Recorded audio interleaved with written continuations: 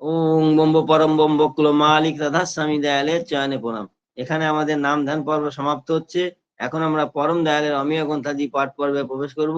তাই পরম প্রেমময় শ্রী শ্রী ঠাকুর অনুকূল চন্দ্রের শ্রী হস্তলিখিত সত্যন স্মরণ গ্রন্থ থেকে বাণী পাঠ করবেন আমার দাদা শ্রদ্ধেয় জগন্নাথ গড়াই দাদা বাঁকুড়া থেকে। জয় গুরু দাদা, জয় গুরু, জয় গুরু, জয় গুরু, জয় গুরু। জয় গুরু। পরম প্রেমময় শ্রী শ্রী ঠাকুর অনুকূল চন্দ্রের শ্রেষ্ঠ লিখিত অমিগ্রন্থ সত্যন সন্ধিত পাঠ। সত্যদর্শী আশ্রয় নিয়ে স্বাধীনভাবে চিন্তা করো এবং বিনয়ের সহিত স্বাধীন মত প্রকাশ করো। বই পড়ে বই হয়ে যেও না, তার এসেন্স সারকে মধ্যগত করতে চেষ্টা করো। Pull the heart to draw the seed. তুষ্টা ফেলে শস্য নিতে হয়। উপর উপর দেখে কিছু ছেড়ো না বা কোনো মত প্রকাশ করো না। কোনো কিছু শেষ না দেখলে তার সম্বন্ধে জ্ঞানই হয় না, আর না জানলে তুমি তার বিষয়ে কি মত প্রকাশ করবে। যাই কেন করো না, তার ভিতর সত্য দেখতে চেষ্টা করো। সত্য দেখা মানে তাকে আগাগোড়া জানা, আর তাই জ্ঞান। যা তুমি জানো না এমন বিষয়ে লোককে উপদেশ দিতে যেও না। পৃষ্ঠা সংখ্যা 18। জয় গুরু।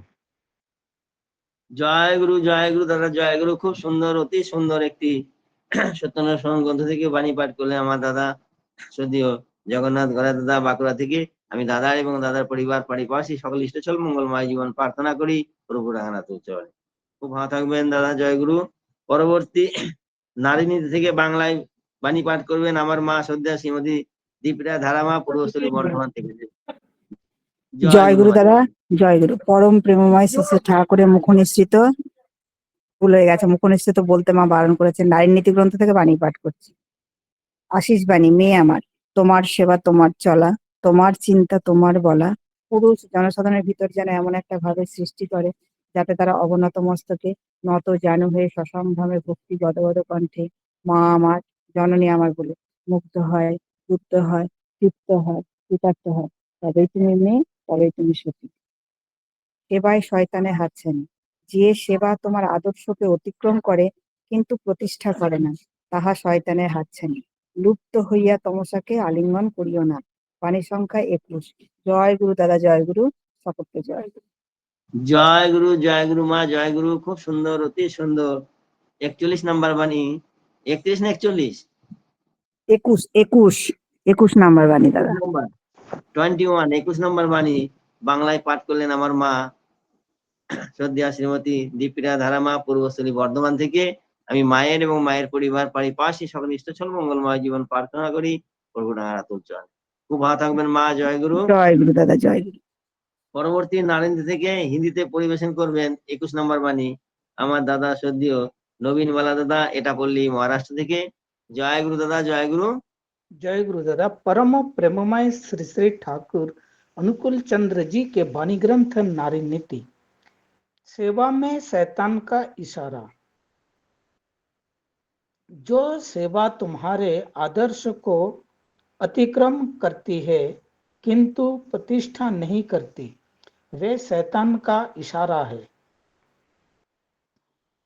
प्रत्युत्तर सेवक समझ को आलिंगन नहीं करो। वाणी संख्या 21। जय गुरु दादा। জয় গুরু, জয় গুরু, জয় গুরু। খুব সুন্দর, অতি সুন্দর। হিন্দি ভার্সন নারিন্দী থেকে 21 নম্বর বাণী পরিবেশন করলেন প্রভু চরণে আমার দাদা সদ্য নবীন বালা দাদা, এটা পল্লী মহারাষ্ট্র থেকে। আমি দাদা এবং দাদার পরিবার পারিপার্শ্বিক সকল ইষ্টচল মঙ্গলময় জীবন প্রার্থনা করি প্রভু রাঙানাথ উচ্চরণে। খুব ভালো থাকবেন দাদা, জয় গুরু। পরবর্তী চলার সাথী গ্রন্থ থেকে বাণী পাঠ করবেন আমার মা শ্রদ্ধা শ্রীমতী সুনীতি মজুমদার মা, নিউ ব্যারাকপুর, উত্তর 24 পরগনা থেকে। জয় গুরু মা, জয় গুরু। জয় গুরু, জয় গুরু দাদা। সকলকে জয় গুরু জানিয়ে চলার সাথীর থেকে একটা বাণী পাঠ করছি। সেবা ও সম্পদ পারিপার্শ্বিক নিয়ন্ত্রণে। মানুষ যখনই ভাবে তাহার পারিপার্শ্বিক তাহার উপযুক্ত নয়, এটা ঠিকই। তাহার সেবা ও সম্পদ এত বেশি নয় বা এত নিয়ন্ত্রিত নয় যাহাতে নাকি পারিপার্শ্বিকের জীবন ও বৃদ্ধিকে উচ্ছল করিয়া তাহাকে অনুকূল করিয়া তুলিবে। বাণী সংখ্যা 120। জয় গুরু। সবাইকে জয় গুরু। জয় গুরু, জয় গুরু মা, জয় গুরু, জয় গুরু মা, জয় গুরু। খুব সুন্দর, অতি সুন্দর। চলার সাথী গ্রন্থ থেকে 120 নম্বর বাণী পরিবেশন করলেন প্রভু চরণে আমার মা শ্রদ্ধা শ্রীমতী সুনীতি তাহলে আমরা মজুমদার পারছি কাকা। জয় গুরু। একটি আমার অডিও কাকা হলাতে কিন্তু অডিওটা বন্ধ প্রতিযোগিতা করুন। করতে আমার সঙ্গে। আমি মায়ের এবং মায়ের পরিবার পারিপার্শ্বিক সকল ইষ্টসল মঙ্গলময় জীবন প্রার্থনা করি প্রভু রাঙারাতুল চরণে। পরবর্তী গ্রন্থ অনুশ্রুতি গ্রন্থ থেকে বাণী পাঠ করবেন আমার মা শ্রদ্ধা শ্রীমতী সংযুক্ত রানী বাগদিমা, বিরাটি কলকাতা থেকে। মা হয়তো যুক্ত হতে পারেননি। যদি কোনো দাদা এবং মায়েদের কাছে অনুশ্রুতি বই থাকে একটি আমি বাণী পাঠ করছি করুন। দাদা, আমি করি। করুন মা, করুন করুন, রিনামা করুন।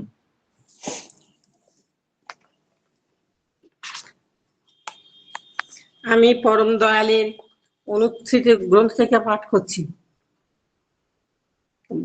বর্ণাশ্রম অধ্যায়। বর্ণাশ্রমী নয়কো যারা আর্য কৃষ্টি মেনে চলে কিংবা আর্যকৃত হয়ে বর্ণাশ্রম প্রাপ্তি হলে গুণব্যঞ্জনা সক্রিয়তায় বংশক্রমে ব্যক্তিগত অনুক্রমে যথাবর্ণে অর্বিতারে সুসংহত বন্দে পুরুষোত্তম। বাণী সংখ্যা 11। জয় গুরু মা, জয় গুরু। খুব সুন্দর, অতি সুন্দর। অনুশ্রুতি গ্রন্থ থেকে একটি বাণী, 11 নম্বর বাণী পরিবেশন করলেন আমার মা শ্রদ্ধা শ্রীমতী রীনা গোস্বামী মা। আমি মায়ের এবং মায়ের পরিবার পারিপার্শ্বিক সকল ইষ্টছল মঙ্গলময় জীবন প্রার্থনা করি গৌরাঙ্গারাতুল চল। নাম ছিল আমার সংযুক্ত রানী মাগজি মায়ের। মায়ের ইষ্টছল মঙ্গলময় জীবন প্রার্থনা করি প্রভু রাঙ্গারাতুল চরণ। পরবর্তী গ্রন্থ পথের কড়ি গ্রন্থ থেকে বাণী পাঠ করবেন আমার মা শ্রদ্ধা শ্রীমতী রাধারানী সর্দার মা, খুলনা বাংলাদেশ থেকে। জয় গুরু মা, জয় গুরু। জয় গুরু দাদা। পরিবেশন করুন মা। পরম প্রেমময় শ্রী শ্রী ঠাকুর অনুকূল চন্দ্রের পথের কড়ি গ্রন্থ থেকে পাঠ। বাঁচা বাড়ার ধর্মকে সার্থক করিবার উদ্দেশ্যে ব্যবহারের কর্ম নিয়ন্ত্রণ দ্বারা সহজাত সংস্কার ও অভ্যাস সমূহের বিধিবদ্ধ সমাহার প্রাণ সংগঠনকেই প্রকৃত শিক্ষা বলা যেতে পারে। বাণী সংখ্যা 27। জয় গুরু দাদা, সবাইকে জয় গুরু। জয় গুরু মা, জয় গুরু। খুব সুন্দর, অতি সুন্দর। 27 নম্বর বাণী পথের কড়ি গ্রন্থ থেকে পরিবেশন করলেন প্রভুর চরণে আমার মা শ্রদ্ধা শ্রীমতী রাধারানী সর্দার মা, খুলনা বাংলাদেশ থেকে। আমি মায়ের এবং মায়ের পরিবার পারিপার্শ্বিক সকল ইষ্টছল মঙ্গলময় জীবন প্রার্থনা করি প্রভু রাঙারাতুল চরণে। খুব ভালো থাকবেন মা, জয় গুরু। পরবর্তী বিবাহ বিধানের গ্রন্থ থেকে বাণী পাঠ করবেন আমার মা শ্রদ্ধা শ্রীমতী খেলাদাস মা, মারুগঞ্জ কুচবিহার থেকে। জয় গুরু মা, জয় গুরু। মা হয়তো যুক্ত হতে পারেননি বিবাহ বিধান গ্রন্থ থেকে। জয়গুরু আমি করে দিচ্ছি। করুন মানে যদি করুন মা, সাদৃশ্য করুন। হতে চাও তবে সাদৃশ্য ঘরে বিয়ে করো। বিবাহ ভিন্ন গোত্রে পূর্বপুরুষের সমস্ত খতিয়ান জেনে শুনে তার সঙ্গতি করে। বাণী সংখ্যা 7। জয়গুরু। জয় গুরু মা, জয় গুরু। মায়ের নাম কি? আমি পূর্ণিমা সাহা। সীমা সাহা। পূর্ণিমা। আমার মা 7 নম্বর বাণী বিবাহ বিধান গ্রন্থ থেকে মা সুন্দরভাবে পরিবেশন করলেন প্রভুর চরণে। আমি মায়ের এবং মায়ের পরিবার পারিপার্শ্বিক সকল ইষ্টছল মঙ্গলময় জীবন প্রার্থনা করি প্রভু রাঙারাতুল চরণ। নাম ছিল আমার খেলাদাস মায়ের। মায়ের ইষ্টছল মঙ্গলময় জীবন প্রার্থনা করি প্রভু রাঙারাতুল চরণ। পরবর্তী গ্রন্থ স্বাস্থ্য সদাচার সূত্র গ্রন্থ থেকে বাণী পাঠ করবেন আমার মা শ্রদ্ধা শ্রীমতী দীপা মন্ডল মা, বয়রা বনগা থেকে। জয় গুরু মা, জয় গুরু। জয়গুরু। পরম পরিবেশন করুন। প্রেমময় ঠাকুর অনুকূল চন্দ্রের স্বাস্থ্য সদাচার সূত্র গ্রন্থ হইতে বাণী পাঠ। স্বাস্থ্য আমার ব্যস্ত হলো সুস্থ হবার তরে। বাণী সংখ্যা 1। জয় গুরু দাদা, সকলকে জয় গুরু। জয় গুরু মা, জয় গুরু। খুব সুন্দর, অতি সুন্দর। স্বাস্থ্য সদাচার সূত্র গ্রন্থ থেকে 1 নম্বর বাণী পরিবেশন করলেন প্রভু চরণে। প্রভু নন্দিত হয়েছি, আমরা খুব আনন্দ পেলাম। এবার মায়ের এবং মায়ের পরিবার পারিপার্শ্বিক সকল ইষ্টছল মঙ্গলময় জীবন প্রার্থনা করি প্রভু রাঙারাতুল চরণে। খুব ভালো থাকবেন মা, জয় গুরু। এখানে আজ আমাদের অমিয় গ্রন্থাদি পাঠ পর্ব সমাপ্ত করছি। এখন আমরা সঙ্গীত পর্বে প্রবেশ করব। তাই আজ উদ্বোধনী সঙ্গীত পরিবেশন করবেন আমার দাদা শ্রদ্ধেয় লীলু দাস দাদা, এসপিআর হুজাই, আসাম থেকে। জয় গুরু দাদা, জয় গুরু। দাদা কি যুক্ত হয়েছেন? আমার অশেষ শ্রদ্ধেয় লীলু দাস দাদা। দাদা হয়তো যুক্ত হতে পারেননি, আমি পরে দেখছি। পরবর্তী উদ্বোধনী সঙ্গীত পরিবেশন করবেন আমার মা শ্রদ্ধা শ্রীমতী সুকন্যা বসুমা, খড়গপুর থেকে মা যুক্ত আছেন। আমি মাকে আহ্বান করছি একটি উদ্বোধনী সঙ্গীত পরিবেশন করবার জন্য। জয় গুরু মা, জয় গুরু। জয় গুরু দাদা, জয় গুরু। সকলকে জয় গুরু মা, জয়, জয় গুরু। জয় একটি গুরু। উদ্বোধনী সঙ্গীত পরিবেশন করুন মা। দয়ালে ঠাকুর আমায় তুমি চরণে দাও ঠাই, চরণে দাও ঠাই। দয়ালে ঠাকুর আমায় তুমি চরণে দাও ঠাই, চরণে দাও ঠাই। গেল বিনা অন্ধ আমি মনেও ভক্তি নাই। দয়াল ঠাকুর আমায় তুমি চরণে দাও ঠাই, চরণে দাও ঠাই। কৃপা করে কত জনে রাখলে ও চরণ, কৃপা করে কত জনে রাখলে ও চরণ। করুণা ভিক্ষা দিয়ে আমায় শান্তি দাও এ মনে, শান্তি দাও এ মনে।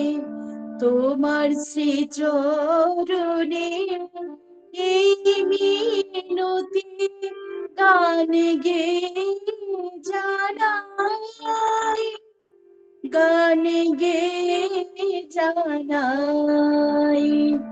দয়াল ঠাকুর আমায় তুমি চরণে দাও ঠাই, চরণে দাও ঠাই। গৃহহীনে গৃহ দিলে অন্নহীনে অন্ন, আমি বুক ভাসাই নয়ন জলে তোমার চরণে ধরি জন্য। জীবনে পথে একা আমি সঙ্গে কেহ নাই, জীবনে পথে একা আমি সঙ্গে কেহ নাই। তোমার শ্রীচরণে এই মিনতি গান গে জানাই, গান গে জানাই।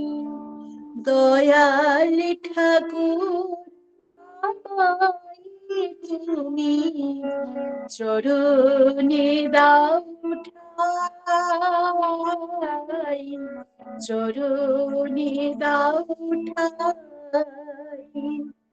দয়াল ঠাকুর আমায় তুমি চরণে দাও ঠাই, চরণে দাও ঠাই। জয় গুরু দাদা, জয় গুরু সবাইকে। জয় গুরু মা, জয় গুরু। খুব সুন্দর, অতি সুন্দর সুরেলি কণ্ঠে আমার মা একটি উদ্বোধনী সঙ্গীত পরিবেশন করলেন প্রভুর চরণে। আমার মা শ্রদ্ধা শ্রীমতী সুকন্যা বসমা খড়গপুর থেকে আমার মা খুব সুন্দর একটি সঙ্গীত পরিবেশন করলেন। আমি মায়ের এবং মায়ের পরিবার পারিপার্শ্বিক সকল ইষ্টছল মঙ্গলময় জীবন প্রার্থনা করি প্রভু রাঙারা তুলছে। আবারও আমরা সঙ্গীত শুনবার অপেক্ষা রইলাম আমাদের এই দলতিতা উপজেলা কেন্দ্রের পক্ষ থেকে।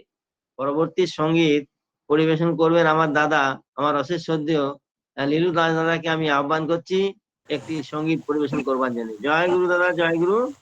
জয় গুরু, জয় গুরু, জয় গুরু। জয় গুরু দাদা, জয় গুরু। পরম দয়ালের শ্রীচরণে প্রণাম জানিয়ে আমি একটা সঙ্গীত করার চেষ্টা করছি।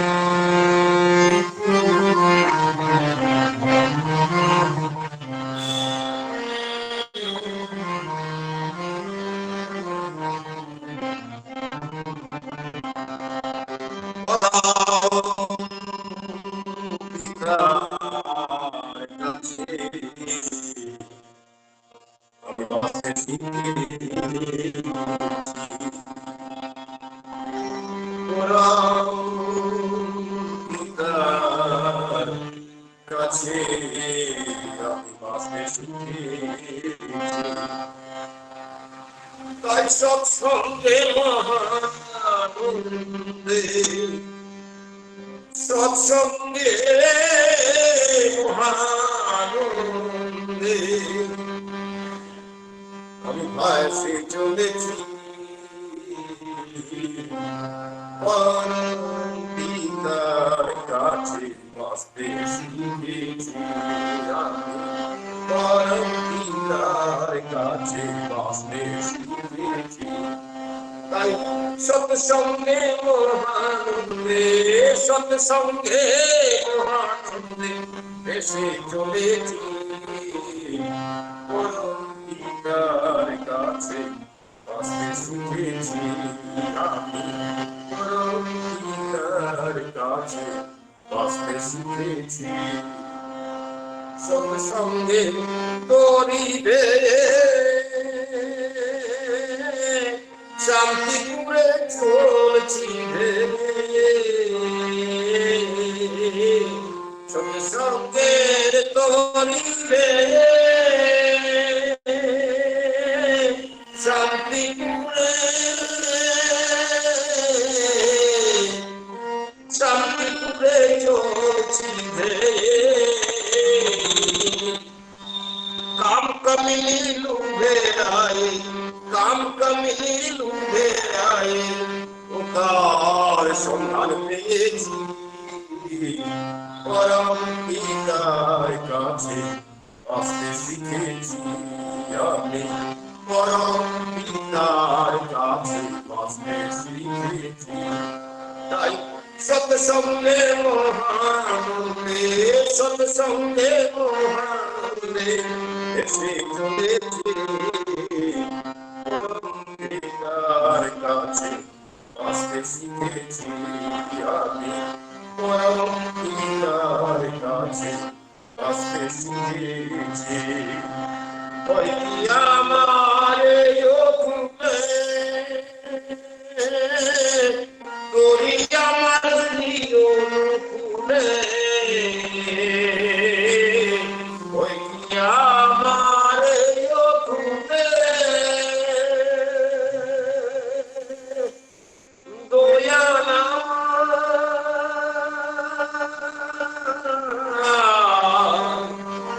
দয়ালা আমার ওই আমার ওখানে তোরি আমার প্রিয় ফুলে, রাধা নামের পাটি তুলে, রাধা নামের পাটি তুলে এবার পারি করেছি, পরম পিতার কাছে বাঁচতে শিখেছি আমি, পরম পিতার কাছে বাঁচতে শিখেছি, তাই সৎসঙ্গে মহানন্দে, সৎসঙ্গে মহানন্দে এসে চলেছি, পরম পিতার কাছে আসতে শিখেছি আমি, পরম পিতার কাছে আসতে শিখেছি। জয় গুরু, জয় গুরু। জয় গুরু, জয় গুরু দাদা, জয় গুরু। খুব সুন্দর, অতি সুন্দর একটি সঙ্গীত পরিবেশন করলেন প্রভুর চরণে। প্রভু তো আনন্দিত হয়েছি, তার সঙ্গে সঙ্গে আমরা খুব আনন্দ পেলাম। এইভাবে দাদার কাছ থেকে আবারও আমরা সঙ্গীত শুনবার অপেক্ষা রইলাম। আমাদের এই ধলতিত উপজেলা কেন্দ্রের পক্ষ থেকে আমি দাদার এবং দাদার পরিবার পাশে সকল ইষ্টচল মঙ্গলময় জীবন প্রার্থনা করি প্রভু রাঙারা তুলছে মানে জয় গুরু, জয় গুরু। জয় গুরু দাদা, জয় গুরু, খুব ভালো থাকবেন দাদা, জয় গুরু। পরবর্তী সঙ্গীত পরিবেশন করবেন আমার মা শ্রদ্ধা শ্রীমতী মমতা মাইতিমা, গড়হরিপুর, পশ্চিম মেদিনীপুর থেকে মা যুক্ত আছেন। আমি মাকে আহ্বান করছি একটি সঙ্গীত পরিবেশন করবার জন্য। জয় গুরু মা, জয় গুরু। আগে জয় গুরু দাদা, জয় গুরু। জয় গুরু মা, জয় গুরু, পরিবেশন করুন মা। সকলকে আনন্দিত জয় গুরু জানালা একটি সঙ্গীত পরিবেশনের চেষ্টা করছি।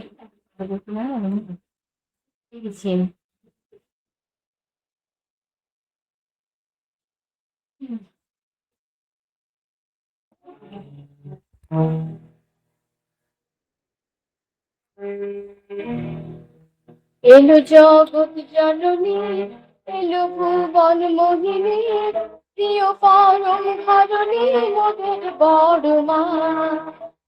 এলো জগৎ জননী, এলো ভুবন মোহিনী, প্রিয় পরম ধরণী মোদের বড় মা। ভয় অভয় দায়িনী, মঙ্গলকারিণী, ভয় অভয় দায়িনী, মঙ্গলকারিণী, লক্ষ্মী স্বরূপিণী মোদের বড় মা। এলো জগৎ জননী, এলো ভুবন মোহিনী, প্রিয় পরম ধরণী মোদের বড় মা।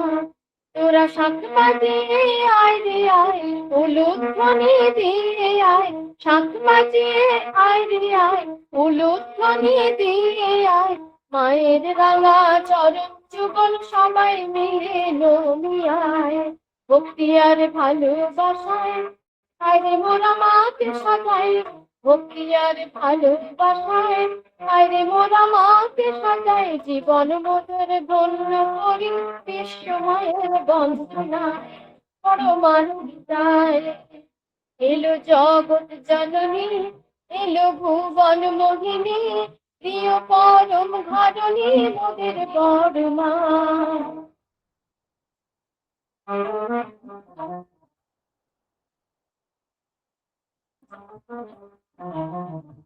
তোরা প্রেমের বাঁধন বেঁধে আয়, স্নেহ ডাক ডাকছে আয়, প্রেমের বাঁধন বেঁধে আয়, স্নেহ ডাক ডাকছে আয়, আশীর্বাদের পরশ মাসে ধন্য হবি আয় রে আয়।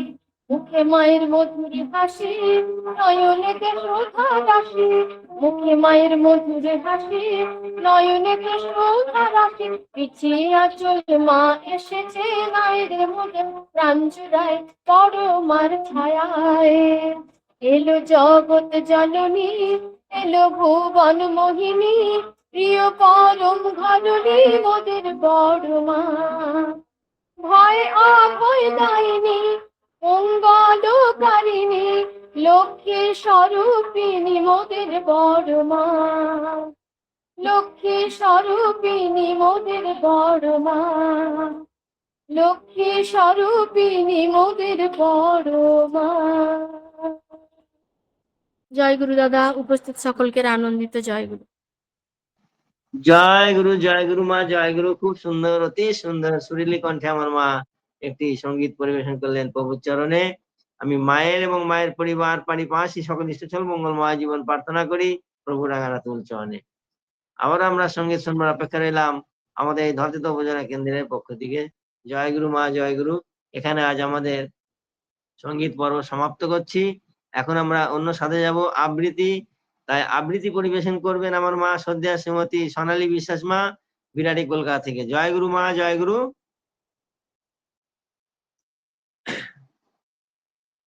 জয় গুরু। আবৃত্তি পরিবেশন করবেন আমার মা শ্রদ্ধা শ্রীমতী সোনালী বিশ্বাস মা, বিরাটি কলকাতা থেকে মা যুক্ত আছেন। আমি মাকে আহ্বান করছি একটি আবৃত্তি পরিবেশন করবার জন্য। জয় গুরু মা, জয় গুরু।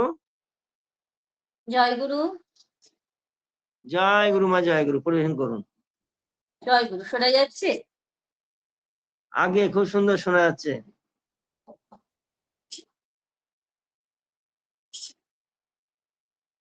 সকলকে আনন্দিত জয় গুরু জানাই।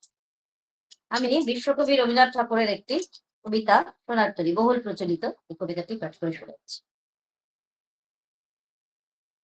গগনে গরজে মেঘ ঘন বরষা, কুলে একা বসে আছি নাহি ভরসা। রাশি রাশি ভাড়া ভাড়া, ধান কাটা হলো সেরা, ভরা নদী খুঁড়ো ধারা, খর পরশা। কাটিতে কাটিতে ধান এলো বরষা।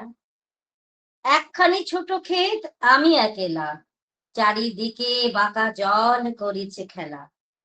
পরপারে দেখি আঁকা তরু ছায়া মসি মাখা, গ্রাম খানি মেঘে ঢাকা প্রভাত বেলা। এপারেতে ছোট ক্ষেত আমি একেলা। গান গেয়ে তরিবে কে আসে পারে, দেখে যেন মনে হয় চিনি উভারে। ভরা পালে চলে যায় কোনো দিকে নাহি যায়, ঢেউগুলি নিরুপায় ভাঙে দুধারে। দেখে যেন মনে হয় চিনি উভারে। ওগো তুমি কোথা যাও কোন বিদেশে, বারেক ফেরাও তরি কুলেতে এসে। যেও যেথা যেতে চাও, যারে খুশি তারে দাও, শুধু তুমি নিয়ে যাও ক্ষণিক হেসে আমার সোনার ধান কুলেতে এসে। যত চাও তত লও তরণী পরে, আর আছে আর নাই দিয়েছি ভরে। এতকাল নদী কূলে যাহা লয়েছিনু ভুলে, সকলে দিলাম তুলে থরে বিথরে। এখন আমারে লহ করুণা করে। ঠাই নাই ছোট সে তরি, আমারই সোনার ধানে গিয়েছে ভরি। শ্রাবণ গগন ঘিরে ঘন মেঘ ঘুরে ফিরে, শূন্য নদীর তীরে রহিনু পরি। যাহা ছিল নিয়ে গেল সোনার তরি। শ্রাবণ গগন ঘিরে ঘন মেঘ ঘুরে ফিরে, শূন্য নদীর তীরে রহিনু পরি। যাহা ছিল নিয়ে গেল সোনার তরি। জয় গুরু, বন্দে গুরু সকল। জয় গুরু মা, জয় গুরু। খুব সুন্দর, অতি সুন্দর একটি কবিতা কবিগুরু রবীন্দ্রনাথ ঠাকুরের সোনার তরী কবিতাটি মা খুব সুন্দরভাবে পরিবেশন করলেন প্রভুর চরণে। প্রভু তো আনন্দিত হয়েছে, তার সঙ্গে সঙ্গে আমরা খুব আনন্দ পেলাম। আবারও মায়ের কাছ থেকে আমরা আবৃত্তি শুনবার অপেক্ষা রইলাম আমাদের এই ধলতিত উপজেলা কেন্দ্রের পক্ষ থেকে। আমি মায়ের এবং মায়ের পরিবার পাশে সকল স্থল মঙ্গলময় জীবন প্রার্থনা করি প্রভু রাঙারা তুলছেন। খুব ভালো থাকবেন মা, জয় গুরু। এখানে আজ আমাদের জয় গুরু আবৃত্তি পর্ব সমাপ্ত করছি। এখন আমরা কীর্তনে যাব। প্রভু আমার কীর্তন পছন্দ করতেন, তাই কীর্তন পরিবেশন করবেন আমার অশেষ শ্রদ্ধেয় রামপদ সাদ্দার দাদা, জব্বলপুর থেকে দাদা যুক্ত আছেন। আমি দাদাকে আহ্বান করছি একটি কীর্তন পরিবেশন করবার জন্য। জয় গুরু দাদা, জয় গুরু।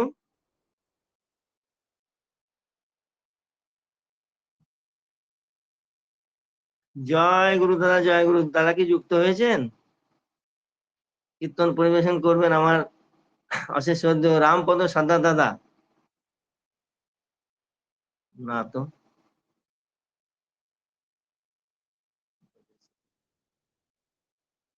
জয় গুরু দাদা তো রাধা রানী, ননীন গোপাল। জয় গুরু, জয় গুরু। কি করতেন জগদীশ?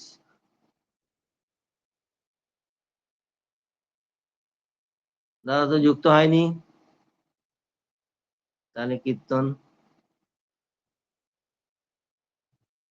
যদি কোনো দাদা এবং মা এটি কীর্তন করতে চান তো কীর্তন করতে পারেন।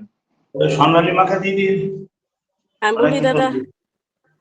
তাহলে সোনালী মাকে আমি আহ্বান করছি একটি কীর্তন পরিবেশন করবার জন্য। জয় গুরু মা, জয় গুরু। জয় গুরু, জয় গুরু। একটি কীর্তন পরিবেশন করুন মা।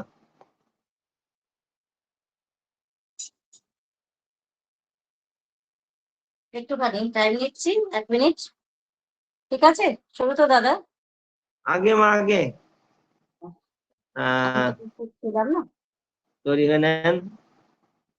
আমার আজ আমাদের সান্ধ্যকালীন বিরতি প্রার্থনা দিয়ে খুব সুন্দরভাবে আমাদের এই প্রোগ্রাম চলছে। এখন দাদা আমার যুক্ত হতে পারেননি, তার জন্য আমি মায়ের অপেক্ষায় আছি। একটি কীর্তন পরিবেশন করবেন, তারপর আমাদের আজ ইষ্ট প্রসঙ্গের দিকে যাব। ইষ্ট প্রসঙ্গ আজকে আমাদের স্বর্গীয় শ্যামাচরণ মুখোপাধ্যায়ের জীবন কাহিনী সম্পর্কে আমরা শুনে নেব। পর্ব আজকে থাকবে আমাদের 3রা পর্ব। কন্টিনিউ চলছে। আমার দাদা খুব সুন্দরভাবে পরিবেশন করেন। আর এখন আমার মা একটি কীর্তন পরিবেশন করবেন। জয় গুরু মা, জয় গুরু। চেষ্টা করছি আর মায়েদের বলবো শঙ্খ ধরে অনুধ্বনি করবে। জয় গুরু।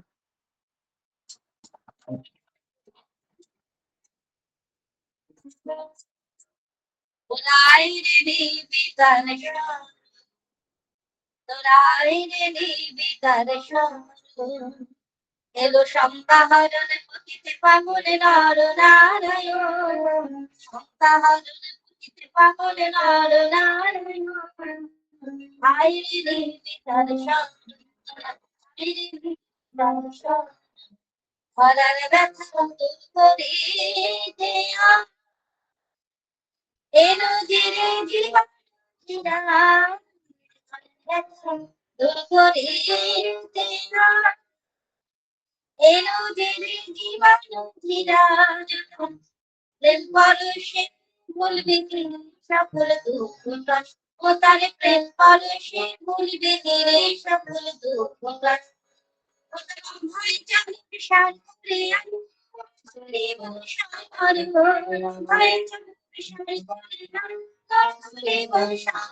করে জয় জয় জয় জগতে গুরু জয় জয় জয় জয় জয় জয় জগতে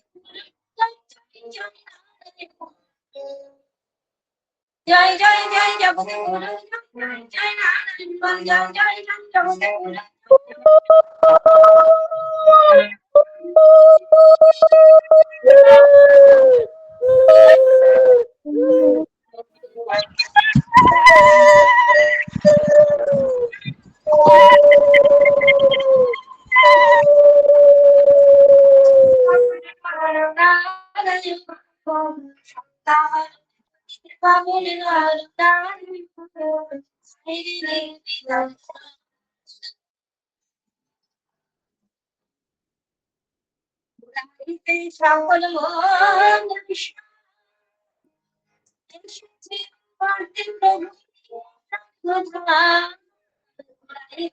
সকল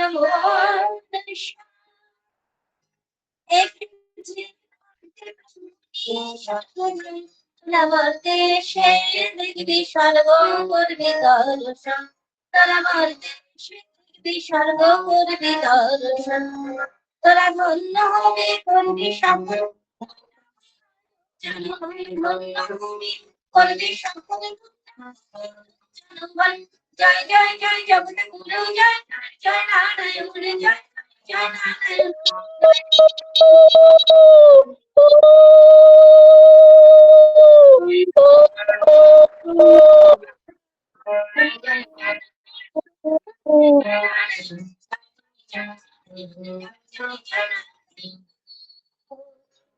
এলো সংখ্যাহরণ পতিতে পাগল নর নারায়ণ, সংখ্যাহরণ পতিতে পাগল নর নারায়ণ।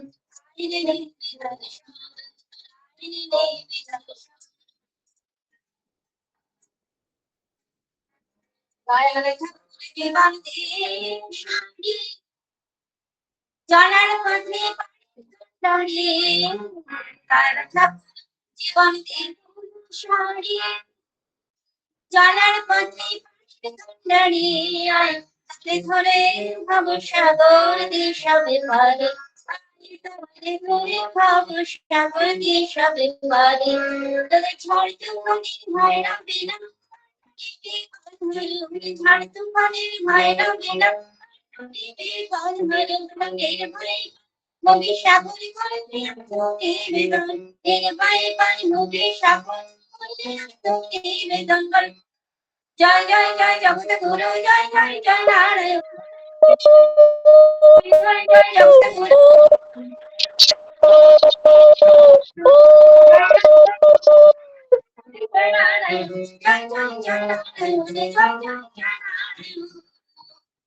এলো সপ্তাহারের পতিতে পাগল নর নারায়ণ, সপ্তাহারের পতিতে পাগল নর নারায়ণ।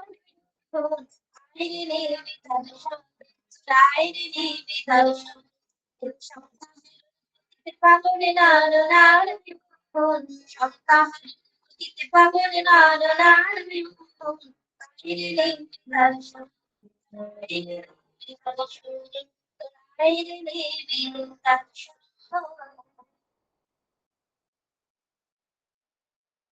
গুরু দাদা, সকলকে জয় গুরু। জয় গুরু মা, জয় গুরু। একটি তুমুল কীর্তন পরিবেশন করলেন প্রভুর চরণে আমার মা শ্রদ্ধা শ্রীমতী সোনালী বিশ্বাস মা, বিরাটি কলকাতা থেকে। ঠাকুর নন্দিত হয়েছি, তার সঙ্গে সঙ্গে আমরা খুব আনন্দ পেলাম। এভাবে মায়ের কাছ থেকে আবারও আমরা কীর্তন শুনবার অপেক্ষা রইলাম। আমাদের দলতিতা উপজেলা কেন্দ্রের পক্ষ থেকে আমি মায়ের আবারও ইষ্টচল মঙ্গলময় জীবন প্রার্থনা করি প্রভু রাঙানাথ চরণে। খুব ভালো থাকবেন মা, জয় গুরু। এখানে সবাইকে আমাদের কীর্তন পর্ব সমাপ্ত করছি। এখন আমরা অধীর আগ্রহে বসে আছি সেই প্রভুর কথা শুনবার জন্য। আজ পরিবেশন করবেন স্বর্গীয় শ্যামাচরণ মুখোপাধ্যায়ের জীবন সম্পর্কে আলোচনা রাখবেন। আজকে পর্ব নাম্বার 3 পর্ব পরিবেশন করবেন আমার অশেষ শ্রদ্ধেয় কীর্তিকান্ত মন্ডল দাদা, এসপিআর পিলভিত ইউপি থেকে দাদা যুক্ত আছেন। আমি দাদাকে আহ্বান করছি ইষ্ট প্রসঙ্গ পরিবেশন করবার জন্য। জয় গুরু দাদা, জয় গুরু। জয় গুরু, জয় গুরু দাদা, জয় গুরু, জয় গুরু। জয় গুরু, জয় গুরু দাদা।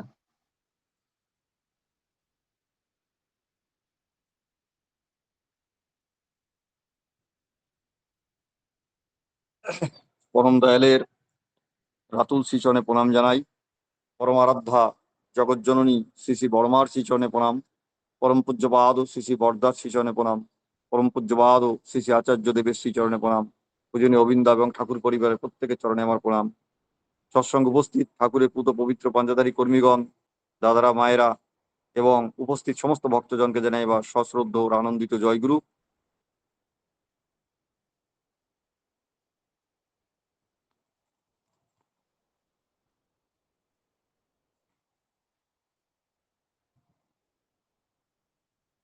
আজকে শ্যামাচরণ মুখোপাধ্যায় তাঁর জীবনী ইতিপূর্বে 2 পর্বে আলোচনা করা হয়েছে। এখন আমি অনেক বড় জীবনী, খুব শর্টে বলতে গেলেও বহু সময়ের প্রয়োজন, তথাপি আমি খুব সংক্ষেপের মধ্যে দিয়ে, যারা পূর্ব সপ্তাহে শুনেছেন, গত সপ্তাহে শুনেছেন শ্যামাচরণ মুখোপাধ্যায়, আমি একে একটু হিংস দিয়ে যাব। পরম দয়াল শ্রী ঠাকুরের পরম ভক্ত শ্যামাচরণ মুখোপাধ্যায়, তিনি জন্মগ্রহণ করেন 1905 খ্রিস্টাব্দে কলকাতায়, উত্তর কলকাতার বাগবাজারে তার বাসস্থান। তার পিতা নগেন্দ্রনাথ মুখোপাধ্যায় এবং তার পিতামহ অর্থাৎ তার দাদু নন্দকুমার মুখোপাধ্যায়, মাতা মা দুর্গা সুন্দরী দেবী এবং দুর্গা সুন্দরী দেবীর আরো 2 বোন ছিল, শিখরবাসিনী এবং মায়ালতা। তো পরম দয়াল শ্রী ঠাকুরের ভাই খেপুদা, তিনি কলকাতায়, তিনি আইন পড়ার জন্য কলকাতায় পড়াশোনা যখন করতেন, তখনই এই যে শিখরবাসিনী, মায়ালতা, দুর্গা সুন্দরী দেবী, এনারা খুব অল্প বয়সে বিধবা হয়েছিলেন। যখন শ্যামাচরণ মুখোপাধ্যায়ের মাত্র 7 বছর বয়স, তখন তার পিতা স্বর্গবাসী হন। এই 7 বছরের ছেলেকে নিয়ে দুর্গা সুন্দরী দেবী তার পিতৃ নিবাস উত্তর কলকাতার ঈশ্বর মিল লেনে, যে বাড়িতে তারা 3 বোনে বিধবা 3 বোন তাদের সন্তানদের নিয়ে থাকতেন, সেইখানেই একটা বাড়ির অংশ নিয়ে খেপুদা ভাড়ায় থাকতেন। সেইখানে জগজ্জননী মাতা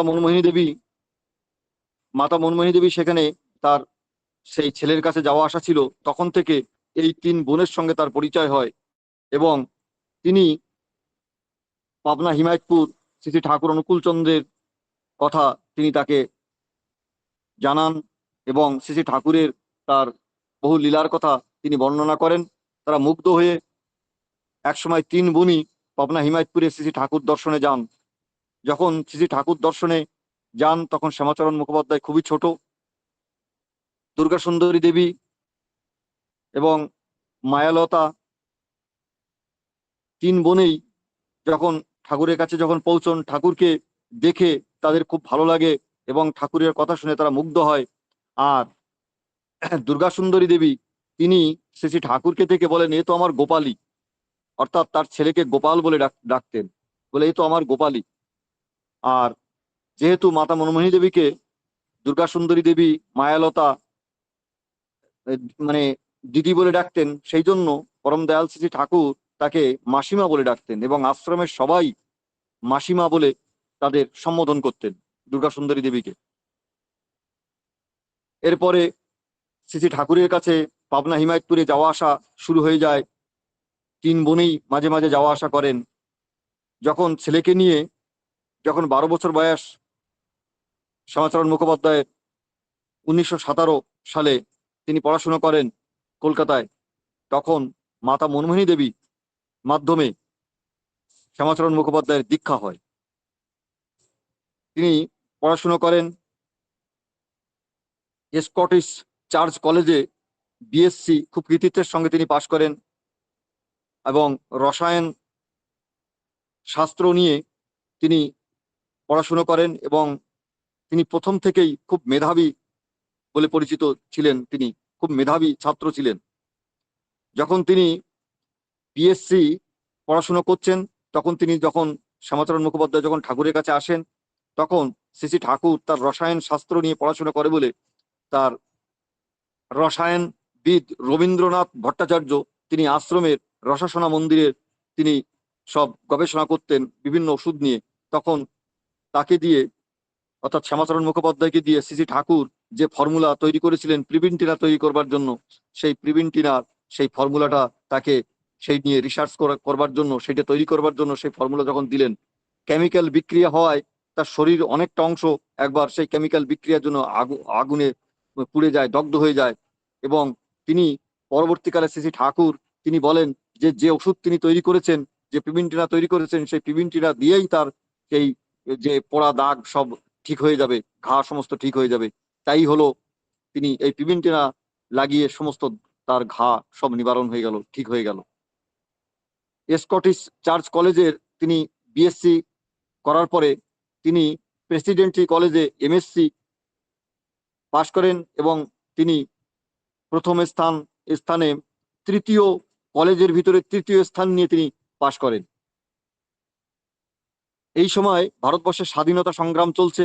স্বাধীনতা সংগ্রামে তিনি স্বাধীনতা সংগ্রামী যে প্রতিটি ভারতবাসীর তৎকালীন মুখ্য কর্তব্য এবং সে বিষয়ে তিনি ছিলেন দৃঢ় নিশ্চয়, তাই তিনি এই স্বাধীনতা সংগ্রামীদের সঙ্গে তিনি যুক্ত হয়েছিলেন। এইভাবে একদিন হঠাৎ করে তার মা কিন্তু এই ব্যাপারে কিন্তু জানতেন না। একদিন পুলিশ এসে তার বাড়িতে এসে যখনই তাকে বিভিন্ন রকমের প্রশ্ন এবং জেরা করে কিন্তু কোনো তথ্য না পাওয়ায় তাকে অ্যারেস্ট করতে পারে না, তখন এই কথা শ্রী ঠাকুরকে তার মা দুর্গা সুন্দরী দেবী তিনি যখন জানান, তিনি শ্রী ঠাকুরের কাছে সমস্ত কিছু কথা বলেন এই ব্যাপারে, তখন শ্রী ঠাকুর বললেন স্বাধীনতার ব্যাপারে তিনি শ্রী ঠাকুরের সঙ্গে যখন কথোপকথন হয় তখন ঠাকুর তাকে প্রশ্ন করেন, দেশ তো স্বাধীন করবি, স্বাধীন দেশে কি করবি, স্বাধীন দেশে কি করবি, কি ঠিক করেছিস, কি কিছু ঠিক করেছিস কিছু? এ প্রশ্নের উত্তর তার কাছে ছিল না। দেশ তো স্বাধীন করবি, স্বাধীন দেশে কি করবি, কি ঠিক করেছিস কিছু? এ প্রশ্নের উত্তর তার কাছে মোটেই ছিল না। এরপর দীর্ঘ আলাপ আলোচনার ভিতর দিয়ে স্বাধীনতার অর্থ কি, স্বাধীনতা করবার প্রয়োজন কি, আলাপ আলোচনার মাধ্যমে ঠাকুর তাকে বোঝান প্রকৃত স্বাধীনতার অর্থ কি এবং কিভাবে তা অর্জন করা যায়। এই সমস্ত বিষয় যখন বললেন তখন নিজে তিনি সর্বস্ব দিয়ে পরিপূর্ণভাবে ঠাকুরকে গ্রহণ করলেন। শ্যামাচরণ তার জীবনের সবখানি হয়ে ওঠেন শ্রী ঠাকুর অনুকূলচন্দ্র। এইভাবে শ্রী ঠাকুরের এমতো অবস্থায় যখন তিনি পড়াশুনো করে প্রথম শ্রেণীতে তৃতীয় স্থান অধিকার করে এমএসসি অনার্স নিয়ে যখন পাশ করেছেন তিনি, তখন তার মানে জার্মান একটি বিশ্ববিদ্যালয়ে স্কলারশিপ পেয়ে তিনি গবেষণার জন্য জার্মান গভর্নমেন্ট তাকে আহ্বান করেন। কিন্তু পরম দয়াল শ্রী শ্রী ঠাকুর তার ইচ্ছা ছিল না যে তিনি ওই জার্মানে যান। জার্মানিতে যাওয়ার কথা তিনি প্রত্যাখ্যান করলেন এবং তার মা দুর্গা সুন্দরী দেবীও শ্রী শ্রী ঠাকুরের কথায় সম্মতি দিয়ে তাকে আর জাপানে যেতে দিলেন না। পরম দয়াল শ্রী শ্রী ঠাকুরের কাছেই তাকে রেখে দিলেন এবং শ্রী শ্রী ঠাকুর তাকে এই আশ্রমের কাজেই নিযুক্ত করলেন। আশ্রমে তখন বিশালভাবে বিভিন্ন রকমের কাজ হচ্ছে, ঠাকুরের বিভিন্ন রকমের বৈজ্ঞানিক রিসার্চ, বিভিন্ন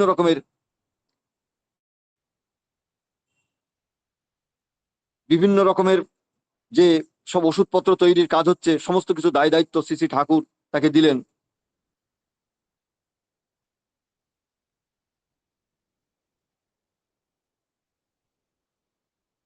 তো এই সময় সমস্ত দায় দায়িত্ব দিয়ে সেই কাজ তিনি শুরু করলেন।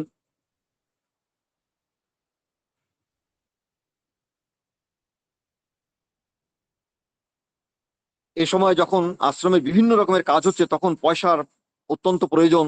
আশ্রমের বিভিন্ন রকমের কাজ হচ্ছে, তো এই কাজগুলো সম্পন্ন করবার জন্য অত্যন্ত ভাবে মানে টাকার প্রয়োজন। বিভিন্ন যেমন তখনকার দিনে স্কুল, কলেজ, ব্যাংক এবং বিজ্ঞান চর্চা এইসব নিয়ে প্রচুর পরিমাণে অর্থের দরকার। তখন আশ্রমিক রাধারমন জোয়ারদার ছিলেন, তিনি আশ্রমের এই মেশিনপত্র সব দেখাশোনা করতেন। তৎকালীন সরকার, ইংরেজ সরকার, তারা একটা টেন্ডার পাশ করলো যে গ্রামে গ্রামে ডিপড ওয়েল অর্থাৎ টিউবওয়েল বসানোর কাজ দেওয়া করবেন।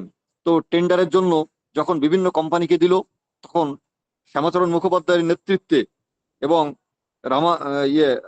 রাধারমন জোয়ারদার মিলে সেই টেন্ডারে তারা খুব অন্য কোম্পানিরা 300 ফুটের টেন্ডার দিল, 300 ফুটে শুদ্ধ জল পাওয়া যাবে, কিন্তু সৎসঙ্গ মাত্র 150 ফুটের টেন্ডার দিল, যাতে কম পয়সায় কলগুলো পোতা হয়ে যাবে, কলগুলো থেকে জল তোলা যাবে। এমতো অবস্থায় যখন এত কম পয়সায় এই টেন্ডার গুলো যখন আলোচনা করা হলো, তখন সরকার তাদের বলা হলো যে তোমরা ঠিক আছে, তোমাদের এই টেন্ডার দেওয়া হবে, কিন্তু তোমরা 5টা গ্রামে 5টা কল পুঁতে যখন সেই কলগুলো ঠিক সুন্দরভাবে শুদ্ধ জল যখন পাওয়া যাবে, তখন এই টেন্ডার তোমাদের দেওয়া হবে। যদি এটা যদি সম্পূর্ণ না হয়, তাহলে কিন্তু তোমাদের যে কল পুঁততে যে খরচা হবে সেটা কিন্তু দেওয়া হবে না। কিন্তু সৎসঙ্গ এই টেন্ডার পেয়ে গেল, এই 150 ফুটের টেন্ডারটা পেয়ে গেল। সৎসঙ্গের তহবিলে অনেক টাকার আমদানি হলো।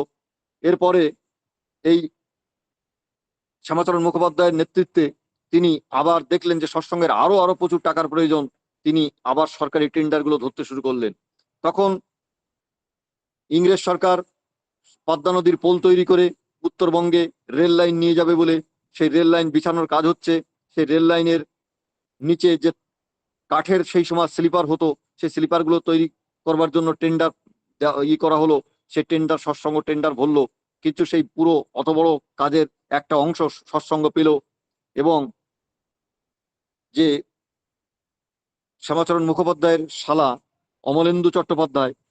অমলেশ চট্টোপাধ্যায়, তিনি থেকে তাদের এই রেলের একটা অংশের সেই টেন্ডারটা দেওয়া হলো। এমতো অবস্থায় সেই টেন্ডারটা যখনই পেয়ে গেল, সে পেয়ে যাওয়ার পরে কিন্তু এই যে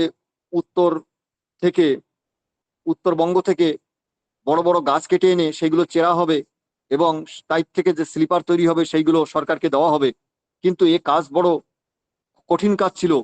তখন বুদ্ধি করে তিনি ওই গঙ্গায় বড় বড় কাঠ জঙ্গল থেকে কেটে গাছগুলো কয়েকটা করে বেঁধে দিয়ে ওই পদ্মায় ভাসিয়ে দিয়ে সেইগুলো যখন আমাদের পাবনা হিমায়তপুরে যখন আসলো, তখন সেইগুলো ধরে এনে আশ্রমে এনে ধরে ধরে তোলা হলো। এইভাবে সেই কাঠ বিনা ভাড়ায় আশ্রমে পৌঁছে গেল।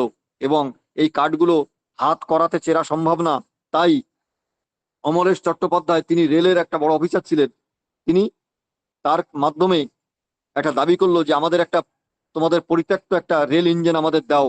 সেই রেল ইঞ্জিন দিয়ে সেই রেল ইঞ্জিনটা ঈশ্বরদী স্টেশনে এসে যখন পৌঁছলো, সেই ঈশ্বরদী স্টেশন থেকে প্রায় 22 কিলোমিটার দূরে কি করে এই রেল ইঞ্জিনটা আনবেন আশ্রমে, তারা কি করলো, তার কাছ থেকে কিছু ওই রেলের লাইন নিয়ে আসলো।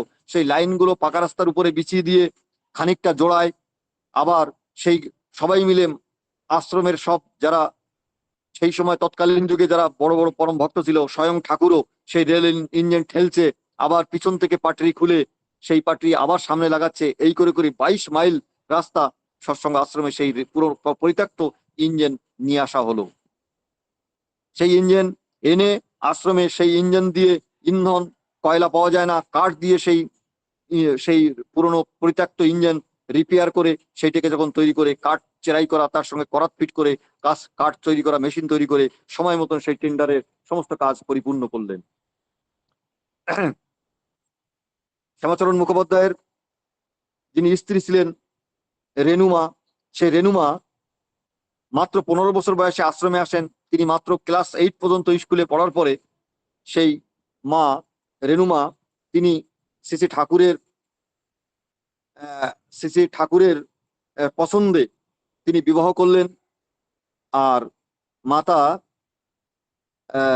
মা দুর্গা সুন্দরী দেবী, তার এই মেয়ে পছন্দ ছিল না, কিন্তু ঠাকুর এই মেয়ে পছন্দ করেছিলেন। আর ঠাকুর যে আশ্রমে যে স্কুল করেছিলেন, যে 3 বছরে মাধ্যমিক পাশ করা, মেট্রিক পাশ করা, সেইটার প্রথম ব্যাচের ছাত্র এই আমাদের রেনুমা ছিলেন। সেই রেনুমা পরবর্তীকালে শ্রী ঠাকুর মাধ্যমিক পাশ করার পরে তিনি হায়ার সেকেন্ডারি এবং পরে তিনি বিএসসি করে সেই বৈজ্ঞানিক স্বামীর তিনি সহযোগিতা করেছিলেন বিভিন্ন বৈজ্ঞানিক কাজে। এইভাবে সেই পরম দয়াল শ্রী ঠাকুরের ইচ্ছাগুলো সব পূর্ণ হচ্ছিল। এইভাবে আশ্রমের বহু আমদানি হতে শুরু করলো। সময় মতন রেলের পাটরিগুলো ঠিকভাবে দেওয়া হলো এবং সেইভাবে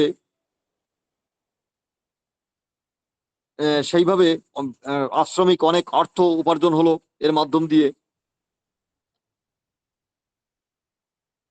আর শ্যামাচরণ মুখোপাধ্যায় তিনি যখন সুশীল বসুদা সৎসঙ্গের সেক্রেটারি ছিলেন, কিন্তু তিনি বিভিন্ন কাজে বাইরে যাওয়ার জন্য তখন মাত্র 22 বছর বয়সে শ্যামাচরণ মুখোপাধ্যায় তিনি কিন্তু সৎসঙ্গের সেক্রেটারি হয়েছিলেন। তিনি এই 22 বছর বয়সে সৎসঙ্গের এত বড় গুরুত্বপূর্ণ দায়িত্ব তিনি সুন্দরভাবে তিনি শ্রী ঠাকুরের নির্দেশে তিনি সেই পরিপূর্ণ করতে লাগলেন। 1900 তার ব্যক্তিত্ব এমন ছিল এবং তিনি এত সুন্দর ভাবে পরিপাটি হয়ে তিনি থাকতেন, তার যে আভিজাত্য ভাব এত ছিল। যখন 1935 সালে গভর্নর জেনারেল অ্যান্ডারসন যখন তিনি ওই পদ্মায় তিনি তার শরীর অসুস্থ থাকার জন্য তিনি বিশ্রামের জন্য তিনি নৌকোয় করে তিনি কিছুদিন থাকবেন বলে তার সমস্ত রক্ষীদের নিয়ে তিনি যখন ওই পদ্মায় তিনি এসে থাকলেন, পদ্মায় যিনি তখন অবস্থান করছেন, এমতো অবস্থায় আমাদের শ্যামাচরণ মুখোপাধ্যায় তিনি সেই অ্যান্ডারসনের সঙ্গে দেখা করতে গেলেন। তিনি যখন দেখা করতে গেলেন তখন তার যে প্রহরীরা তারা তাকে বাধা দিয়েছিল, কিন্তু তার ব্যক্তিত্ব এমন ছিল, তিনি ধুতি পাঞ্জাবি পরে সুন্দরভাবে ঠাকুরের পোশাক পরে হাতে তার একটা লাঠি থাকতো, সেই লাঠিটা সোনা দিয়ে বাঁধানো, সেই লাঠিটা নিয়ে তিনি তার নৌকো নিয়ে যখন সেখানে পৌঁছলেন, তখন তার রক্ষীরা তাকে যখন বাধা দিল, তখন তার ইংরেজি এত সুন্দর মিষ্টি ভাষা ইংরেজি বলে তারা মুগ্ধ হলো এবং যে সেই গভর্নরের সঙ্গে দেখা করবার যে অনুমতি চাইলেন, তিনি তখন ভিজিটিং কার্ড দিলেন। তৎকালীন যুগে গ্রামের একটা লোক ভিজিটিং কার্ড থাকা সম্ভব ছিল না। তিনি যখন ভিজিটিং কার্ড দিলেন, তার সঙ্গে অ্যান্ডারসনের সঙ্গে দেখা করলেন। দেখা করে অ্যান্ডারসনের সঙ্গে তিনি তার কথায় খুব মুগ্ধ হলেন। শ্রী ঠাকুর অনুকূলচন্দ্র সম্বন্ধে অনেক কথা তিনি বললেন, তিনি মুগ্ধ হলেন। আর তিনি বললেন আশ্রম পরিদর্শন করবার কথা।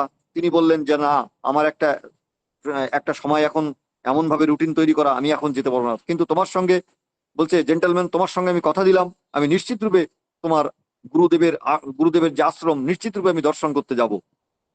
তিনি পরবর্তীকালে ভাদ্র মাসে বর্ষাকালে তিনি আসবেন বলে ঘোষণা করলেন। তখন পাবনা শহরে যখন সেই খবর পেয়ে গেল, তখন সেই পাবনা শহরের যে তৎকালীন যে পরিচালক ব্যবস্থা ছিল, সেইভাবে সেই কাদা কাদা রাস্তা সেটা কিন্তু পাকা রাস্তা তৈরি করে দিলেন। গভর্নর এন্ডারসন আশ্রমে যখন আসলেন, তিনি ঘুরে ঘুরে আশ্রমের সমস্ত কিছু কার্যকৌশল সবকিছু তিনি দেখলেন। তার যে একটা ধারণা ছিল যে ভারতবর্ষে যে সাধু সন্তরা যেমন ভাবে থাকে সে কিন্তু তার নয়। প্রত্যেকটা আশ্রমে তার কর্মযোগ্য তিনি দেখলেন। তৎকালীন যুগে সেখানে বিজলির ব্যবস্থা, সেখানে ছাত্রদের পড়াশোনার ব্যবস্থা, সেখানে ব্যাংক আছে, সেখানে বিজ্ঞান চর্চা হচ্ছে, সেখানে ওষুধপত্রের জন্য বিভিন্ন রকমের রিসার্চ হচ্ছে। এইসব দেখে তিনি মুগ্ধ হলেন। তিনি শ্যামাচরণ মুখোপাধ্যায় তিনি সমস্ত কিছু ঘুরিয়ে ঘুরিয়ে দেখালেন, শ্রী শ্রী ঠাকুরের দর্শন করলেন, তিনি মুগ্ধ হলেন এবং তিনি কথা দিলেন যে তোমাদের এই আশ্রমের কোন রকমের অসুবিধা হলে আমাকে জানাবে, আমার দ্বারা যে সম্ভব আমি নিশ্চিত রূপে তোমাদের সেই সাহায্য করব। এইভাবে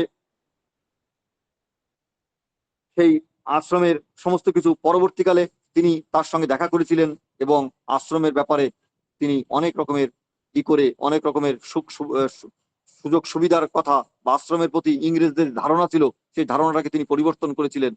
আর কয়েকবার তিনি আশ্রমের প্রয়োজনে তিনি দেখা করেছেন। তার জন্য যখনই তার সঙ্গে দেখা করতে যেতেন কলকাতায়, তখনই তিনি স্পেশাল সময় তাকে দিতেন। তার সঙ্গে 10 মিনিটের কথা বলে তিনি ঘন্টার পর ঘন্টা তার সঙ্গে শ্রী শ্রী ঠাকুর সম্বন্ধে কথা হতো। যখন আশ্রমের বিভিন্ন রকমের কাজ চলছে, তখন এই পাবনা আমাদের রাজশাহী ডিভিশনের মাধ্যমে ছিল। তখন ওখানকার যে কমিশনার ছিলেন, রাজশাহীর কমিশনার ছিলেন, তিনি খুবই একজন প্রতাপী একজন অফিসার, আইসিএস অফিসার তিনি ছিলেন।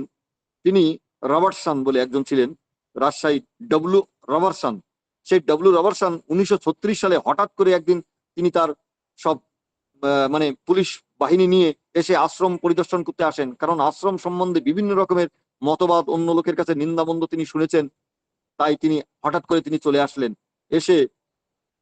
এসে দেখলেন কুড়ে ঘরের টিম টিম আলোয় বসে একান্ত ঘরোয়া অল্প বয়সী কয়েকজন গৃহবধূ ক্যালকুলাসের অঙ্ক করছে এবং কয়েকজনকে দেখলেন যে তারা বিভিন্ন রকমের কুটির উদ্যোগের কাজ করছে।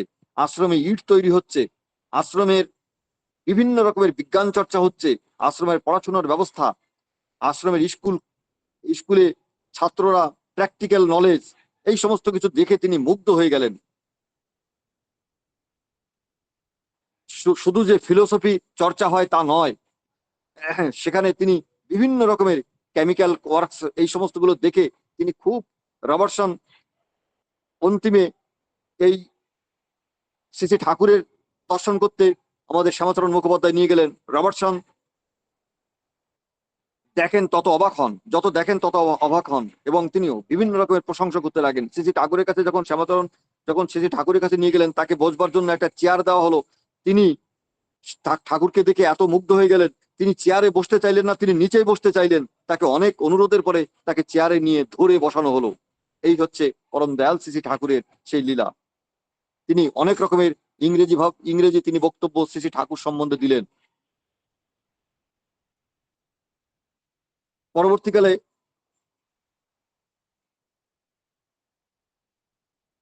শ্রী শ্রী ঠাকুরের বিভিন্ন রকমের কাজ নিয়ে শ্যামাচরণ মুখোপাধ্যায় বিভিন্ন রকমের কাজ শুরু করলেন।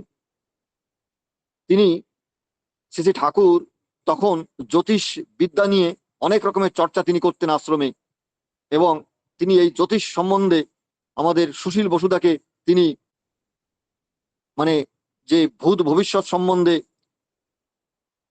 তিনি অনেক রকমের তিনি চর্চা তিনি করলেন। তখন সুশীল বসুদাকে এক রিসার্চ করতে তিনি বহু বিদেশ মানে ভারতবর্ষের বিভিন্ন প্রান্তে সুশীলদাকে পাঠালেন এবং তিনি বিগত জন্মের কথা বলা যায় বা বিগত জন্মের কথা জানতে পারে এই জন্মে, যাকে বলে স্মৃতিবাহী চেতনা, সেইটা নিয়ে তিনি যখন রিসার্চ করছিলেন তখন জ্যোতিষবিদ্যা নিয়ে অনেক রকমের চর্চা করলেন। শ্যামাচরণ মুখোপাধ্যায় এই জ্যোতিষবিদ্যা সম্বন্ধে অনেক রকমের বিভিন্ন রকমের বই পুস্তকের মাধ্যম দিয়ে এবং ঠাকুরের সঙ্গে গবেষণা করে তিনি ওই জ্যোতিষবিদ্যা সম্বন্ধে যথেষ্ট পরিমাণে তিনি জ্ঞান অর্জন করলেন। তিনি তার কুষ্টি নিজেই লিখেছিলেন। তিনি মাত্র 35 বছরের তার কুষ্টি লিখেছিলেন। 35 বছর 35 বছর পর্যন্ত তার কুষ্টিতে কি হবে সেইটা তিনি লিখেছিলেন, তারপরে তিনি কিন্তু লেখেননি। তিনি শ্রী শ্রী ঠাকুরের ভৃগু কোষ্ঠীও সংগ্রহ করেছিলেন সুশীল বসুদার মাধ্যমে। আর শ্রী শ্রী ঠাকুরের কুষ্টি নিয়ে যখন তিনি চর্চা করেন, কোষ্ঠী চর্চা করতে করতে তিনি দেখলেন যে শ্রী শ্রী ঠাকুরের কুষ্টিতে তার খুব খারাপ সময় চলছে, আর তার নিরাকরণের জন্য একটা যদি হীরার আংটি শ্রী শ্রী ঠাকুর যদি পরিধান করেন, তাহলে তিনি তার এই দুঃসময় থেকে তিনি রক্ষা পাবেন। তিনি হীরার আংটি, তখন আশ্রমের খুব অবস্থা খুব খারাপ, দিনান্তে একবার খাওয়া জোটে না, এমতো অবস্থায় খুব অভাবের মধ্যে দিয়ে তখন তিনি যে শ্রী শ্রী ঠাকুর ভালো থাকবেন বলে এই ভক্ত ভগবানের যে লীলায় তিনি কতখানি, তিনি তখন চলে গেলেন কলকাতায়। তার পিতার যে প্রথম স্ত্রী অর্থাৎ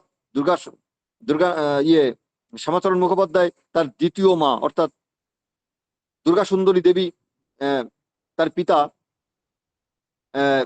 পিতার দ্বিতীয় স্ত্রীর সন্তান।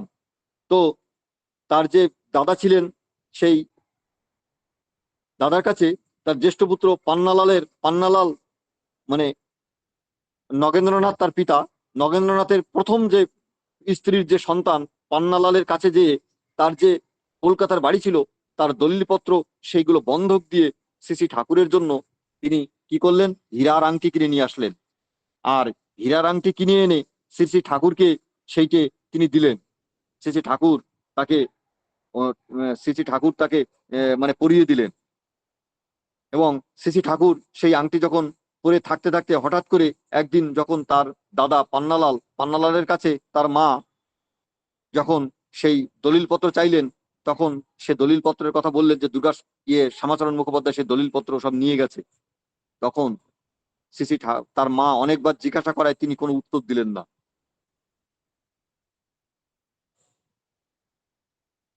যখন শ্রী শ্রী ঠাকুরের কাছে এই নালিশ তার মা এসে করলো, তখন শ্রী শ্রী ঠাকুর তখন শ্যামাচরণকে ডেকে জিজ্ঞাসা করলেন, গোপাল, দলিল নিয়ে কি করেছিস?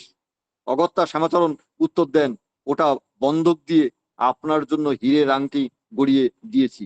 শুনে ঠাকুর তো স্তম্ভিত, বলে কি পাগলা? হ্যাঁ, তিনি বলছেন, বলে কি পাগলা, বাড়ি বন্ধক দিয়ে হীরের আংটি? শ্যামাচরণ বললেন, তা কি করব, আপনার সময় খারাপ, হীরের আংটিতে যদি উপকার হয়, এই কথা তিনি বললেন। ঠাকুর তো একেবারে তিনি ঠাকুরের পাগলের মতন তিনি করতে লাগলেন, ওরে গোপালের বাড়ি বাঁচা, ওরে গোপালের বাড়ি বাঁচা, তোরা সবাই মিলে গোপালের বাড়ি বাঁচা। তখন সবাই মিলে চাঁদা তুলে চেঁচিয়ে ঠাকুর বলতে লাগলেন, ভিক্ষে করে টাকা জোগাড় করে বিভিন্ন জায়গা থেকে গুরু ভাইদের কাছ থেকে টাকা নিয়ে তার বাড়ির সেই দলিলপত্র সে উদ্ধার করা হলো। এই হচ্ছে পরম দয়াল শ্রী শ্রী ঠাকুরের তার প্রতি অগাধ টান। একবার তিনি যখন সেক্রেটারি ছিলেন, তখন তৎকালীন দিনে 12,000 টাকা এক মাধ্যমে তিনি ঠাকুরের এক কর্মীর মাধ্যমে তিনি 12,000 টাকা তিনি দিয়েছিলেন। সেই টাকাটা সৎসঙ্গের ফান্ডে জমা হয়নি। পরবর্তীকালে আশ্রমবাসীরা অনেক নিন্দুক্ত ছিল, তারা সকলে মিলে তাকে করলো যে সেই টাকাটা ঠাকুরের ফান্ডে দেয়নি, সেই টাকাটা যে লোকটার কাছে দেওয়া হয়েছিল তিনি টাকাটার কোনো রকমের কোনো দুরুপয়োগ করে ফেলেছেন বা টাকাটা তিনি গোপন করেছেন। সেই দোষ শ্যামাচরণ মুখোপাধ্যায়ের ঘাড়ে এসে পড়ল। তাকে সবাই মিলে তাকে খুব ভাবে তাকে করতে লাগলো। তিনি খুব দুঃখে কষ্টে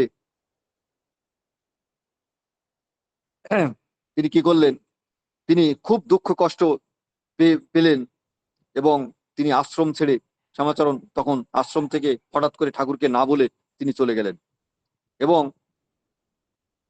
নীরবে নিজ গৃহে তিনি ফিরে গেলেন। তারপর তার জ্বর হলো, সঙ্গে কাশি এবং অশমিত, তার বিভিন্ন রকমের রোগ সৃষ্টি হয়ে গেল শরীরে সেই দুশ্চিন্তায়।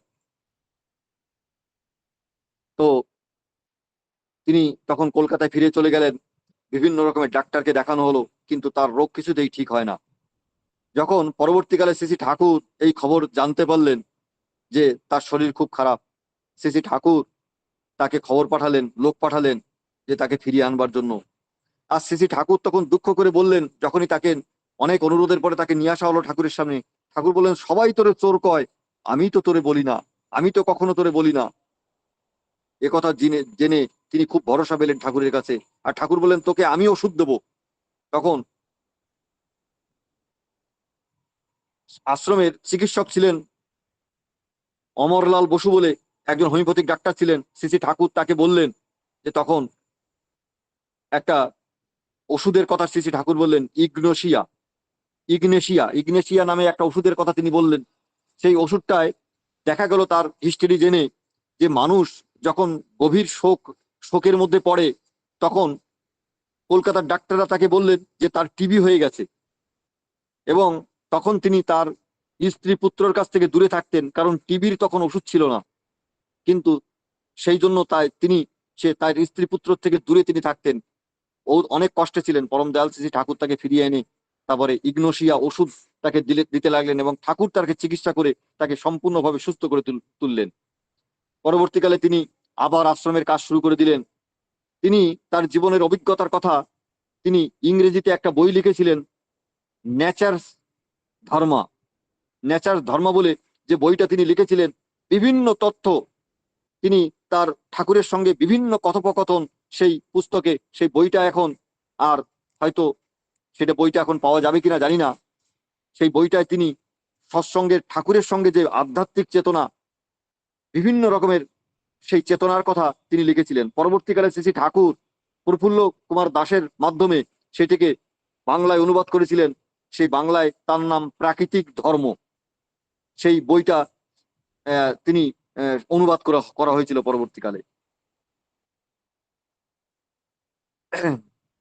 মানব জাতির যথার্থ মঙ্গলের স্বরূপ এবং তা সাধনের উপায়ই তার রচনাটি তিনি করেছিলেন।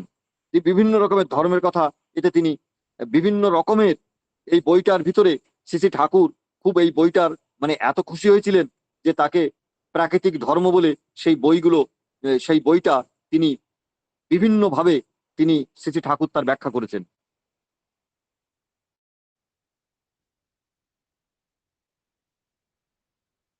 তো পরম দয়াল শ্রী শ্রী ঠাকুরের এই ভক্ত মানুষ, তিনি পরম দয়াল শ্রী শ্রী ঠাকুরের কথা সবসময় তিনি অক্ষরে অক্ষরে তিনি পালন করতেন।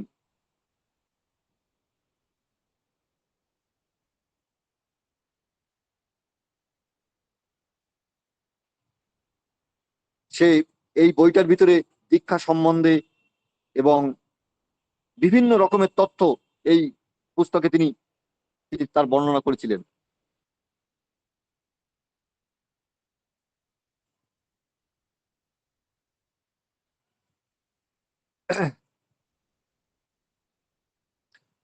পরবর্তীকালে শ্যামাচরণ মুখোপাধ্যায় তার ইষ্ট কাজে বিভিন্ন সময় শ্রী শ্রী ঠাকুরের কাছে তিনি যেতেন। ঠাকুরের সঙ্গে কথোপকথন যখন হতো, এই যে শ্যামাচরণ মুখোপাধ্যায়ের এই পুস্তকের বিভিন্ন অংশ স্মৃতি তীর্থ বলে প্রফুল্লদার লেখা, সেই বা আলোচনা প্রসঙ্গের বিভিন্ন জায়গায় তিনি এই যে প্রকৃতির, সেটা কিন্তু তিনি উল্লেখ করেছিলেন। এই ভক্ত মানুষ 1940 সালে বর্ষাকালে গোপালদা নামে এক দাদার সঙ্গে তিনি এবং দুর্গাচরণ দা নামে আশ্রম কর্মী, তার সঙ্গে করে শ্রী শ্রী ঠাকুর তাকে পাঠালেন এই আগস্ট মাসে, 3রা আগস্টে তিনি শ্রী শ্রী ঠাকুর তাকে পাঠালেন একটা কাজের জন্য।